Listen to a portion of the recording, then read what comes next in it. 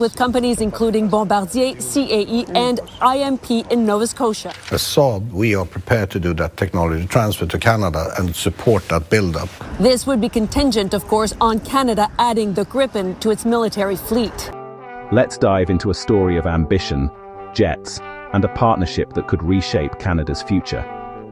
Canada, known for its vast landscapes, is considering a leap-building advanced fighter jets, not just for itself, but to help Ukraine. The plan. Swedish defense giant Saab and Canada's Bombardier want to build a new factory in Ontario to produce the legendary Gripen E fighter jet. This isn't a small run. Canada would help deliver up to 150 jets for Ukraine's urgent defense needs. It's more than a business deal. It's a strategic partnership with global impact. Ukraine, facing a dire need for modern jets, signed a massive agreement with Sweden in 2025. But Sweden can't meet the demand alone, so Canada steps in as the ideal partner. The proposal promises not just jets, but jobs, technology, and a new role for Canada on the world stage. As of February 2026, this plan is the talk of Ottawa, sparking debate about Canada's military future and its place among allies. Does Canada stick with buying only American jets, or embrace this bold new path? The decision will shape Canada's defense and industry for decades. It's a crossroads moment, one that could define a generation. The stakes are high, and the world is watching. Let's break down how this all came together. Why Saab and Bombardier? Because they're proven partners. Their collaboration on the Global Eye, a Canadian-built jet with Swedish tech, has already made waves worldwide. Saab's new proposal is to take this partnership further, a full-scale Gripen production line in Ontario, with complete technology transfer. This means Canadian engineers would master every aspect of the Gripen, building a sovereign aerospace capability. The deal is so significant, it brought Sweden's king, queen, and top officials to Canada in 2025. This isn't just about selling jets. It's a long-term, equal partnership between nations.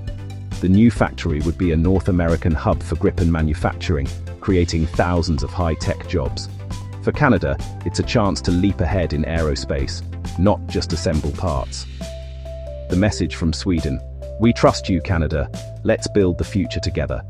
It's a rare opportunity for Canada to become a true aerospace leader. The groundwork is set. The question is, will Canada seize it? Let's see why this matters so much for Ukraine. At the heart of this plan is Ukraine's fight for survival. Ukraine's Air Force, flying aging Soviet jets, desperately needs modern aircraft to defend its skies. The 2025 agreement for up to 150 Gripens is a game changer, but Sweden can't deliver alone. By building a second production line in Canada, output could double, getting jets to Ukraine faster. For Ukraine, this isn't just hardware. It's a symbol of international commitment and hope. Every Gripen built in Ontario would represent a global partnership standing up for Ukraine's right to defend itself.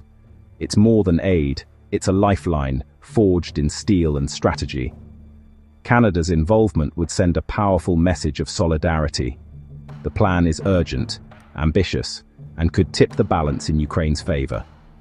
This is industrial-scale support, not just words. Now, let's compare the jets at the center of this debate. Canada faces a choice between two fighter jets, the American F-35 and the Swedish Gripen E.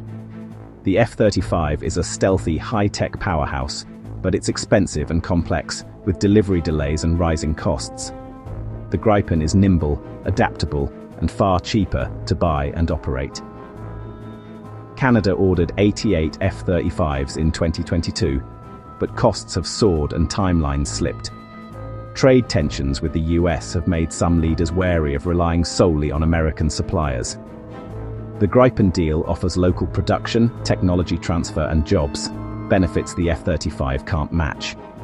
A mixed fleet, some F-35s, some Gripens, is gaining traction, balancing stealth with cost-effective capability. This approach would secure Canadian jobs and diversify its defense partnerships.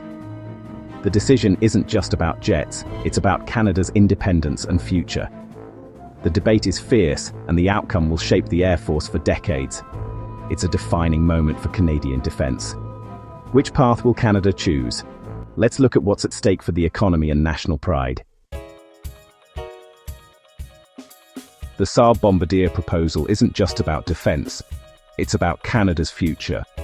Up to 12,600 high-skilled jobs could be created, boosting Ontario and Quebec. Technology transfer would give Canada the know-how to build, upgrade, and maintain its own jets. This means true industrial independence, no more relying on foreign expertise for critical defense needs. The F-35 deal offers far less parts are built in Canada, but the jets and sensitive tech stay in the US. The Gripen plan is a made-in-Canada solution, resonating with national pride and economic ambition. Ministers are weighing the strategic US alliance against the promise of jobs and sovereignty. The choice is clear: be a customer or become a creator. The decision will echo through Canada's economy and identity for a generation. But what do Canadians actually want? Canadians have strong views on this billion-dollar decision. Polls show only 13% support buying just the F-35, while 43% want to scrap it for the Gripen. Support for the Gripen is even higher in Quebec and BC, where the Made in Canada promise resonates. The mixed fleet option is also popular, with 29% backing a blend of F-35s and Gripens. That's 72% wanting the Gripen in Canada's future Air Force. This public pressure is fueling heated debates in Parliament and putting the government on the spot. The US warns a mixed fleet is costly, but Canadians want jobs, sovereignty, and a say in their defense.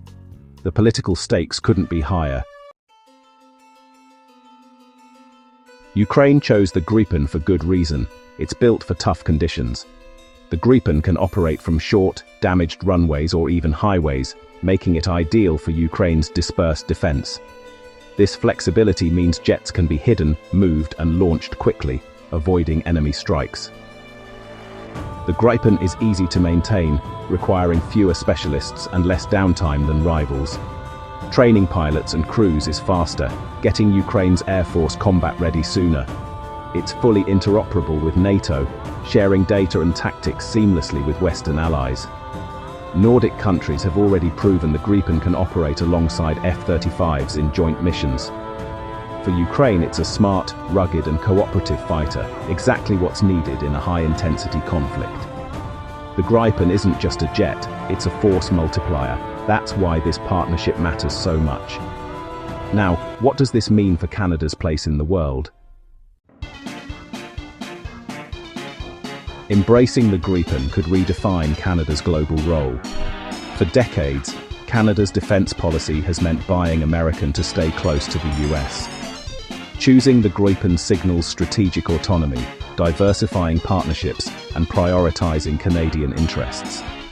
Partnering with Sweden would make Canada a leader among mid-sized democracies, not just a follower.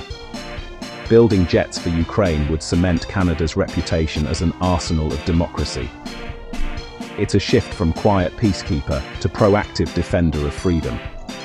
This move could set a new standard in NATO interoperability, not uniformity.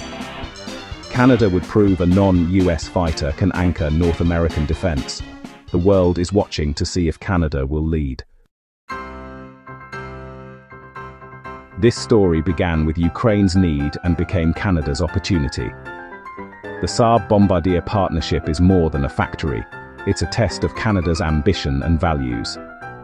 The choice between the F-35 and Gripen is about two futures: dependence or independence, status quo or leadership.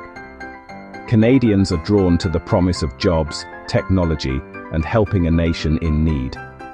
For Ukraine, the decision could be life or death. For Canada, it's a chance to shape its destiny and stand tall on the world stage. The proposal is on the table, the debate is fierce, and the outcome will define a generation. The world is watching. Canada's next move will echo for decades.